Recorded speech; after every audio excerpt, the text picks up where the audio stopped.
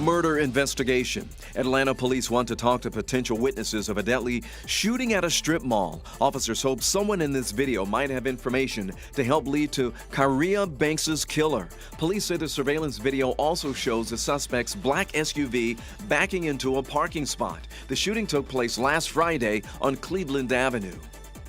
Hate crime. A shooting at a Jewish grocery store in New Jersey is now being investigated as domestic terrorism. We believe that the suspects held views that reflected hatred of the Jewish people, as well as a hatred of law enforcement. Today, the state's AG also said the two killers had 5 guns with them along with the pipe bomb. A police officer and 3 other people were killed in Tuesday's attack.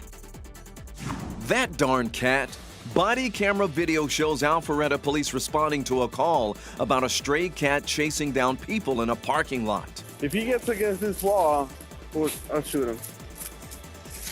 I just want to shoot him when there's like people and things back there. I think if I shoot him 9 times, and then, why are you shooting 9 times? We got 9 lives.